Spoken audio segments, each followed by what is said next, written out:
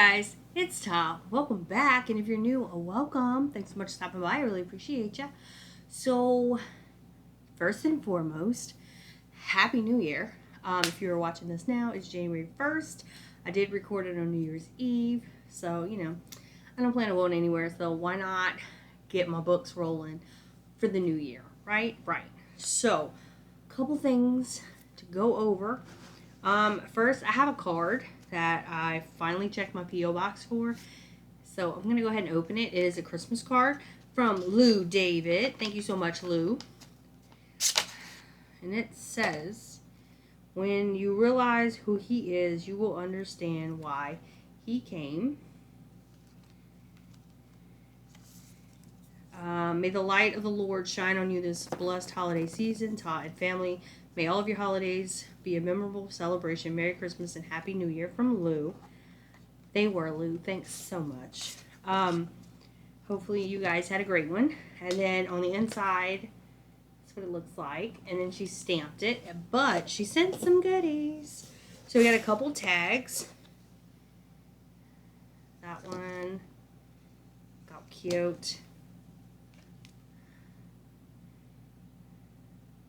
Noel, and then she sent me 2 Christmas bookmarks, and I love Christmas, so these will get used all the time. It doesn't matter that it's holiday specific. I like Christmas, so thank you so much for the card. It's beautiful. Alright, so now it's time to talk about TBR. I made a new board. TBR scratch off. And I did use some Zoom washi tape. I got this from Dollar Tree, back when it was $1 for stuff. And I was like, you know what? I'm going to just use it. The board's not perfect. It's kind of crooked, but that's okay.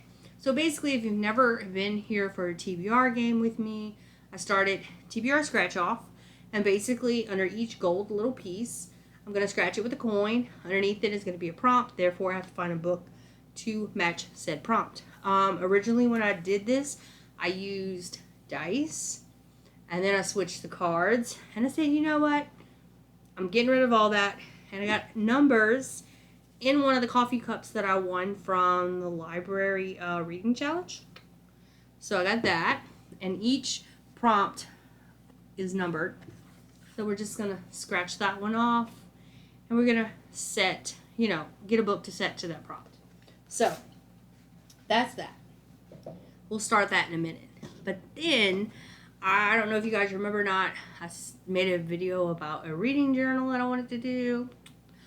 I made pretty good progress with it. I'm not done yet at all with the beginning part. But I'm going to try to finish that up in the next couple days so I can get my January spread going. So right now it says sketch. This was a book I got from the Dollar Tree. I think it was like $5 or $3, something like that. But I'm going to do something where it's not going to say sketch anymore. And I just want to kind of show you real quick. So the first page I left blank. And then this is the, 2023 challenges.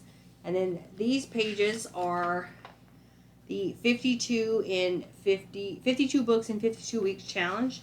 I'm going to link that down below. It's just 52 random prompts that you can add to your reading to kind of, mix it up a bit, where you have to find something specific. And then the second challenge that I have right here, this is a Facebook group that I'm in. I still have to label the tops. It is the monthly book club challenge. Simple as that. And there are 31 prompts for that. And then I decided on the next page, I wrote out the TBR Knockout. TBR Knockout is completely Melanie. So I'm going to tag her down below so you guys, I'm going to put that video so you guys can check it out. And it's basically 2 prompts a month. My God, I can't even speak. That you can knock out your own TBR with. And so it goes from January to December, 2 prompts a month. And then the next challenge is the Buzzword challenge, and this is Books and Lala. I'm going to link that video right here as well if you guys want to try that one. And basically what she does is every month she gives you a word or phrase or color or anything like that. And you have to match your reading to that, because it also helps you knock out your TBR or maybe your library list, whatever the case may be. And then I haven't finished decorating it yet, but I have the A to Z challenge that I want to do. So that'll be pretty cool. And I think I'm going to do it with authors' names. Specifically authors' names, not the titles of the book, nothing like that. It has to be author. Either first or last name. I'm not going to make myself choose either or, because, you know, I might not be able to find somebody with a last name that has an X, but they might have a first name as X. So that's what I'm going to go with. And then on the next page, we have a daily reading tracker thing that I'm going to do. And basically, on that day, if I have like a key where it's going to be my own physical audiobooks, Kindle, and any library books, and I'm just going to highlight whatever the color is, because I haven't picked a color scheme yet for it. And that's it. It's just going to show me what, by the end of the year, I'll be able to see which format I use the most. And then that's it so far. But I still need to put in my GoodReads challenge, which I think I'm going to bump it to, I think I had it at 120 for 2022. I think I'm going to bump it to 150 because I definitely went over that 120. So I have to add that in there and a few other things to kind of like track stuff. And then I'm going to put my January spread, and then we're just going to do a monthly thing. And I ordered my little printer to do the book covers, so whenever I do like my own little review in here, I can see the book as well as the title, because sometimes you see a title and you don't remember the book. This way it'll help. So yeah, that's where we're at. Not too bad. I thought for sure I wouldn't even start it at this point, but I did. So now it is time. Let me put it up on the wall. We are going to start picking our prompts. I think we're going to do, excuse me, I have a burp. I'm going to pick 5 numbers. Those are going to be the 5 books, like 5 prompts that I'm going to have to match a book to. And then we're also going to have a TBR Knockout as well as the Buzzword. I used to, like last year, all year, I did the Reese Witherspoon book club, but I think I'm just going to not specifically pick one of those anymore. I'm just going to try to make a mental note, like to use those books if at all possible. We shall see. And then who knows, I might wind up increasing it more because lately I've been flying through some books. So let's get started and figure out what our first prompt is. Alright guys, it's time for pick number 1. And our first number is number 4. Let's see. 4. We got 2-word title. That shouldn't be too hard. But then again, whenever we say those words, it probably is hard. Alright, so for our first prompt, we got number 4, which was a 2-word title. And this one I chose Unnatural Deeds by Sin Balog. This one is a YA thriller. And it says, Victoria Zell doesn't fit in. Not that she cares what anyone thinks. She and her homeschool boyfriend Andrew are inseparable. All they need is each other. That is, until the new kid, Zachary Zimmerman, joins her homeroom. Within an hour of meeting, he convinces good girl Vic to cut class. And she can't get enough of that rush. Despite Vic's loyalty to Andrew, she finds her life slowly entwining with mysterious and charismatic Z's. Soon, she's lying to everyone she knows and breaking all the rules to be with him, and the rumors only make Z more intriguing. Except Z's not the only one with a past. Straight-laced Vic is hiding her own secrets. Secrets that are about to destroy everything in her path, because no matter how she tries to lock it up, the truth always gets out. So, this one right here seems like we're going to have like a little teenage secrets that we have to uncover and just see what her relationship winds up being like. Is she's going to stay with the other guy, or she's going to go with the new thing at school? Who knows? Pick number 2.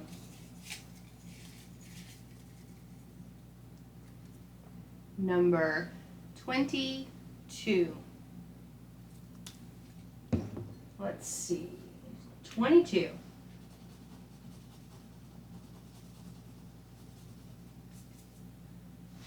Starting with the letter H.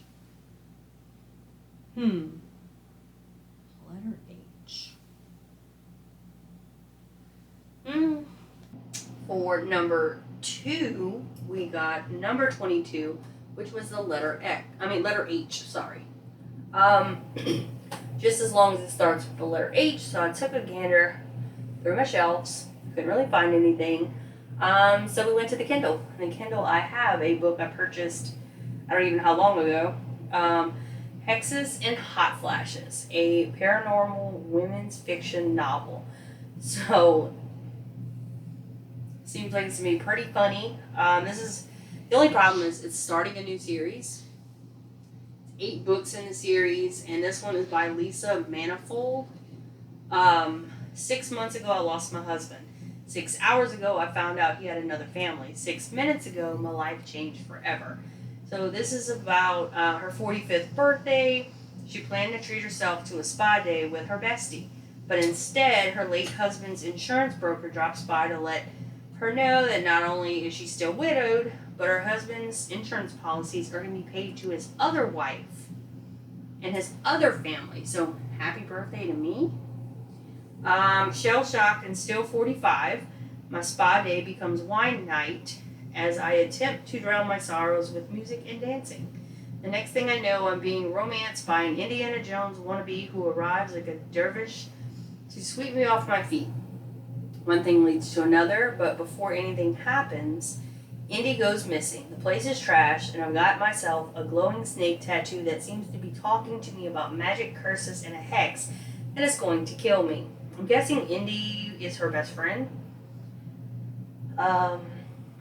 And I get to do the walk of shame without having had any of the fun. I arrive home to find Logan Gentry, a tall, dark drink of water who seems to think I'm some ancient magical being sent here to solve his problems. On any other day, I would bust out my taser and show him who's boss, but there's something about his story and the fact that he knows about my talking tattoo that draws me in. One thing is for sure, this guy knows more about what's happened to me than I do. If I help him, maybe I'll find some answers along the way, assuming the curse on my possessed tattoo doesn't kill me first. So we got a lot going on there. We got a lot to unpack. So we get the bomb that he has another family that she's just learning about. So how the heck does that happen? And since when do tattoos talk? Pick number 3.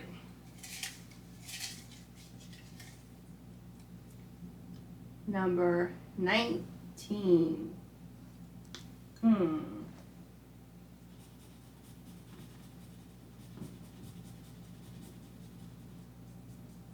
All right, we got final book in a series.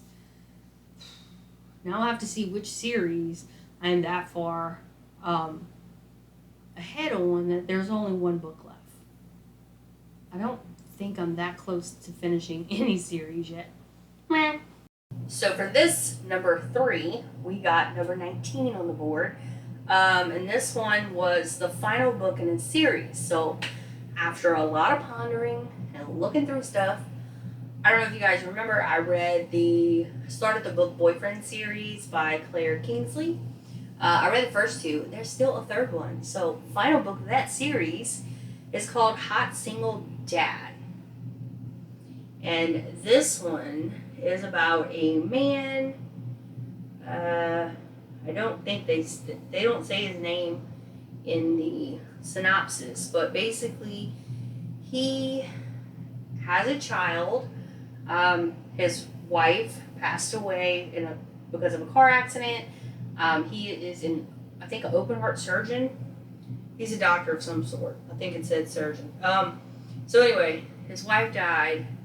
He lives away from her side of the family, but closer to his, and he needs a nanny because the last couple of nannies did not work out. So his sister-in-law comes to help take care of the child. She's school-aged, so not too much, she'll be at school all day, so she doesn't have a whole lot to do. The only problem is reasons I need to stop fantasizing about Linnea. I think is how you say her name. She's too young for me. She's my daughter's nanny. She's my sister-in-law. So apparently this hot single dad is going to fall for his sister-in-law. Who knows what will happen? Will it be good for them or torture for him when she gets there to help take care of the kid? Who knows, but we get to find out. He's probably going to have some very awkward stuff happen. It's going to be great. Pick number 4. We got number 17.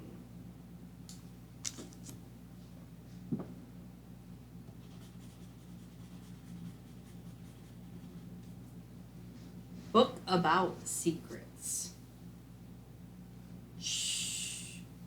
I might have one. So, number 4. Number 4. Book about secrets.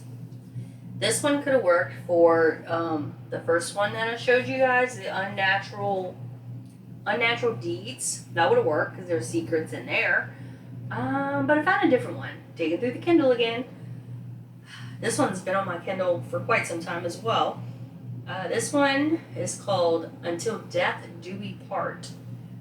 Again, another series I'm starting. Hopefully I can finish up some series this year. I got a couple that are wide open. Anyway, this one right here is by Fiona Davenport, and this one is gonna be great. It reminds me of kind of Mr. and Mrs. Smith feel. She is Genevieve Shaw. Code name is Scarlett. She is a international art dealer, a loving wife, and a covert operative with more kills to her name than any other agent. He is Alex Shaw, codename Justice. Contracts attorney, adoring husband, spy with a reputation for being able to break anyone. They're crazy in love. They've been married for a while. 4 years. 4 years. They've been hiding a secret from one another, and it is about to be blown to smithereens because they were both sent out for the same target. However, they have different orders. I'm assuming one wants them to be killed, and the other one, he's probably gonna try to break him and get information. So they are going after the same target, husband and wife. We have to see who is going to win. Is it going to blow up their marriage? Are they going to work together instead of working for whoever they actually work for? I don't know. But when I saw a little synopsis, it immediately brought me to Mr. and Mrs. Smith, and I absolutely love that movie. So I'm excited. All right. Last pick, number 5. Let's see what number we get. We get number 27.